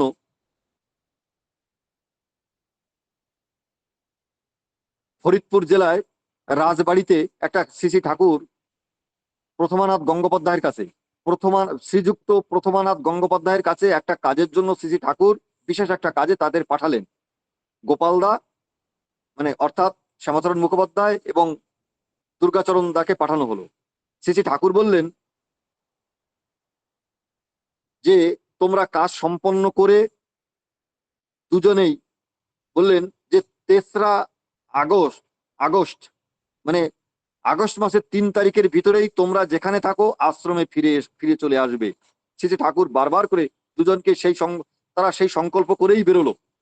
কিন্তু যখন তারা ওই সেই কাজটা সম্পন্ন করে ফরিদপুরের সেই যে প্রথমানাথ গঙ্গোপাধ্যায়ের কাজটা সম্পন্ন করার পরে ওই যে ওই গঙ্গোপাধ্যায় দাদা তার এক বন্ধুর চাকরির ব্যাপার বা তার একজন লোকের চাকরির ব্যাপারে তারা বললেন যে আপনি একটু কলকাতায় যে যদি সাহেবের সঙ্গে দেখা করেন তাহলে ওর চাকরিটা পাকাপাকি হয়ে যায়। খুব অনুরোধের পরে তাকে পাঠানো যাচ্ছে, কিন্তু শ্রী শ্রী ঠাকুর বলেছেন যে তাকে ফিরে যাওয়ার কথা অনেক, কিন্তু ওই যে দুর্গাচরণ দা তিনি কিন্তু তাকে বারবার করে তাকে বিভ্রান্ত করে দিচ্ছে যে একটা মানুষের চাকরি হবে, আপনি চলেন। আর তা সেই প্রথমানাথ দা তিনি বারবার করে বলছেন যে যান, আপনি যান কলকাতায় যাই একটু যদি আপনি কাজ করে দেন। তাহলে এইভাবে তাকে অনুরোধ করার পরে, আর তার একটা দুর্বলতা ছিল, তার মা দুর্গা সুন্দর দেবীকে তিনি ওই প্রথমানাথ দাদা তিনি বেশ কিছু টাকা দিলেন। তিনি বললেন যে আপনি যান আর মায়ের জন্য একটা ভালো দেখে একটা কাপড় কিনে নিয়ে যাবেন। আর তার খরচার জন্য যে টাকা ছিল তার থেকে অনেক বেশি টাকা দেওয়া হলো। দিয়ে তাকে অনেক কি করে তিনি যেতে মোটেই ইচ্ছা না, তবে বললে যে কাজটা সেরেই চলে আসব। এই বলে যখনই সে কলকাতায় যখনই যাচ্ছেন, তিনি রাত্রে ট্রেনে গেলেন।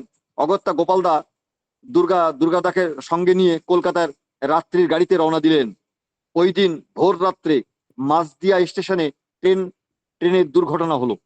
সেই ট্রেনে বহু লোকের সঙ্গে সঙ্গে এই গোপালদা অর্থাৎ শ্যামাচরণ মুখোপাধ্যায় এবং এই সেই দুর্গাদা তারা কিন্তু নিহত হলেন। এইভাবে পরম দয়াল শ্রী ঠাকুরের একটু কথা পালন না করবার জন্য এই আশ্রমে যখন এই খবর আসলো, তখন আশ্রমবাসী সমস্ত মানে সবাই একদম, বিশেষ করে পরম দয়াল শ্রী ঠাকুর তিনি একেবারে বিহ্বল হয়ে গেলেন। শ্রী শ্রী ঠাকুর একেবারে ভেঙে পড়লেন।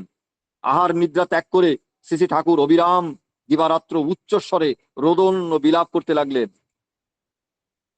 সেই এমন ভাবে তারা শ্রী ঠাকুর তার অবিশ্রান্ত আর্তক্রন্দন, করুণ বিলাপ ও বুক ফাটা আর্তনাদে আশ্রমের আকাশ বাতাস ভারাক্রান্ত হয়ে উঠল। শ্রাবণের দুর্যোগের সঙ্গে এক গভীর বিষাদের কালো ছায়া চতুর্দিক আচ্ছন্ন করে ফেলেছে। দিন রাত কাঁদতে কাঁদতে শ্রী ঠাকুর চোখ মুখ ফুলে ওঠে, গলা ভেঙে যায়, তবুও কান্নার বিরাম নেই। যিনি সবার সান্ত্বনা তিনি আজ শোকে অধীর। তাকে সান্ত্বনা দেবে কে? তার এই অবস্থা সহ্য করতে না পেরে অবশেষে গোপালদার মা ও মাসিমা এসে বললেন, গোপালী, আমরা যে তোমার এই অবস্থা আর চোখে দেখতে পারছি না। আমাদের মুখ চেয়ে তুমি শান্ত হও। কি আর করবে, ভাগ্যে যা ছিল তা হয়েছে। এখন তুমি ভালো না থাকলে কার মুখ চেয়ে আমরা দাঁড়াবো? যখন তার মা এসে সান্ত্বনা দিলেন, তখন শ্রী ঠাকুর তার ধীরে ধীরে তাদের নিরন্তর চেষ্টার মাধ্যমে শ্রী ঠাকুর ধীরে ধীরে শান্ত হলেন।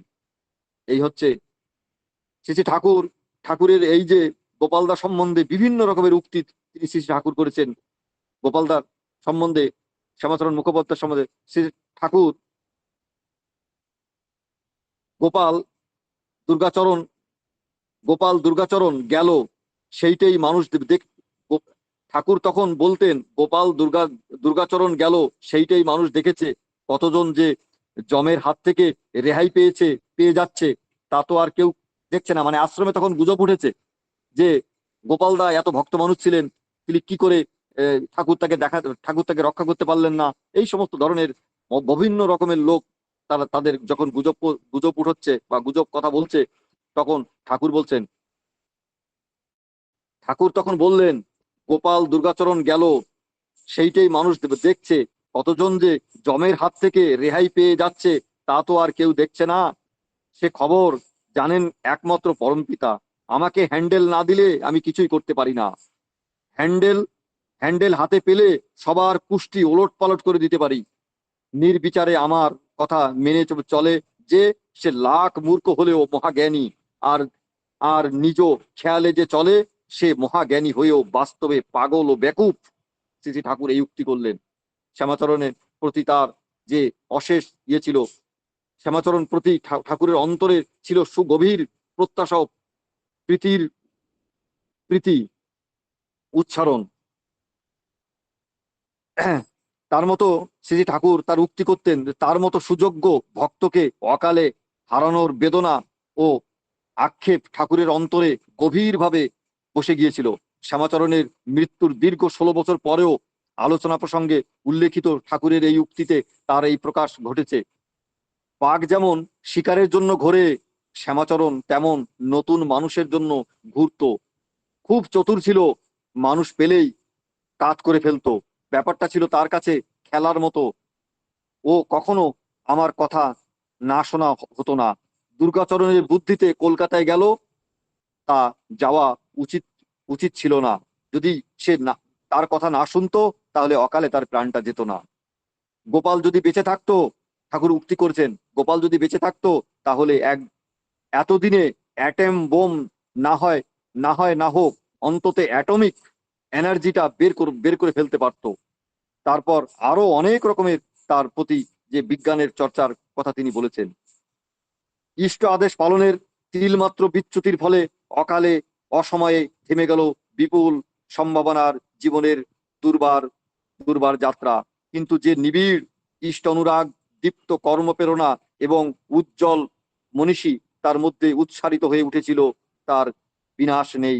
কাল অতিক্রম করে তা প্রজন্মান্তরে সঞ্চারিত এবং প্রবাহিত হয়ে চলতে থাকবে শাশ্বত ছন্দে।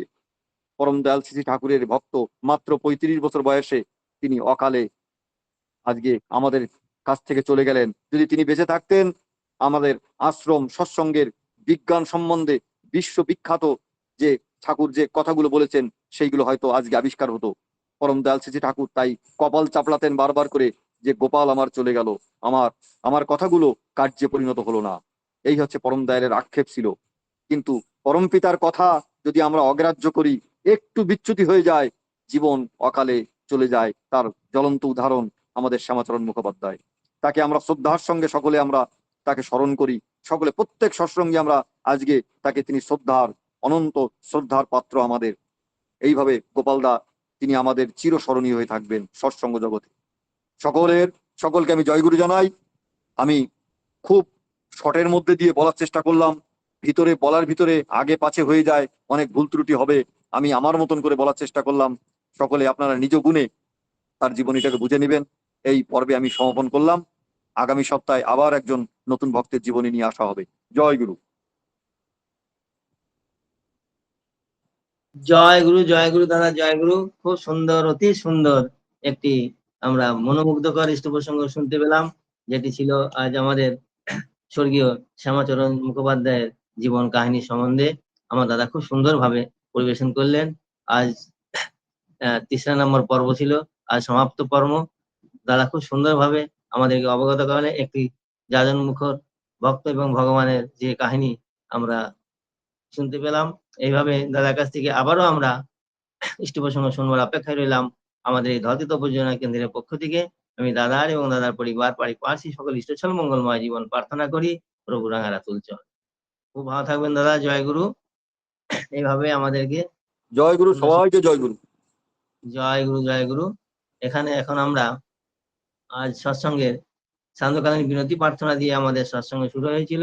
এখন আমরা অন্তিম লগ্নে পৌঁছে গেছি। তাই ধ্বনি প্রতিধ্বনির মধ্য দিয়ে আজ আমরা সৎসঙ্গে বিরাম নেব। ধ্বনি এবং প্রতিধ্বনি আমি আমার পরিবার থেকে দিচ্ছি। বন্দে পুরুষোত্তমম, বন্দে পুরুষোত্তমম, বন্দে পুরুষোত্তমম, বন্দে পুরুষোত্তমম, বন্দে পুরুষোত্তমম, বন্দে পুরুষোত্তমম। परम प्रेममय श्री श्री ठाकुर अनुकूल चंद्र जी की जय। परम प्रेममय श्री श्री ठाकुर अनुकूल चंद्र जी की जय। परम प्रेममय श्री श्री ठाकुर अनुकूल चंद्र जी की जय। परम श्रद्धा जगत जननी श्री श्री वर्मा की जय। परम श्रद्धा जगत जननी श्री श्री वर्मा की जय। परम श्रद्धा जगत जननी श्री श्री वर्मा की जय। परम पूज्य पाद श्री श्री वर्धा की जय। परम पूज्य पाद श्री श्री वर्धा की जय। परम पूज्य पाद श्री श्री वर्धा की जय। परम पूज्य पाद श्री श्री आचार्य देव की जय। परम पूज्य पाद श्री श्री आचार्य देव की जय। परम पूज्य पाद श्री श्री आचार्य देव की जय। সৎ সঙ্গ কি, সৎ সঙ্গ কি, সৎ সঙ্গ কি। বন্দে পুরুষোত্তমম, বন্দে পিতৃন, বন্দে মাতৃবর্গম, বন্দে অহং কৃষ্টি দৈবতম, বন্দে পুরুষোত্তমম, परम प्रेममय श्री श्री ठाकुर अनुकूल चंद्र जी की जय। जय गुरु সবাইকে জয় গুরু, জয় গুরু, জয় গুরু সবাইকে জয় গুরু। আমাদের ধরিত উপজেলা কেন্দ্রের পক্ষ থেকে সান্ধ্যকালীন বিনতি প্রার্থনা দিয়ে আমাদের সৎসঙ্গ শুরু হয়েছিল। আর ধ্বনি প্রতিধ্বনির মধ্য দিয়ে আজ আমরা সৎসঙ্গে বিরাম নিচ্ছি। ধ্বনি আর এখন আমরা নিজ নিজ জায়গা থেকে ঠাকুর প্রণাম, বর্মা প্রণাম, বর্ধা প্রণাম এবং আচার্যদের প্রণাম করে আমরা সমাবেত জয়গুরু বিনিময় করব। তারপরে আমাদের আলাপনী আছে, আলাপনী পরিবেশন করবেন আমার মা শ্রদ্ধা শ্রীমতী সোনালী বিশ্বাস মা, বিরাটি কলকাতা থেকে। এখন আমরা আগে ঠাকুর প্রণাম করে নিই।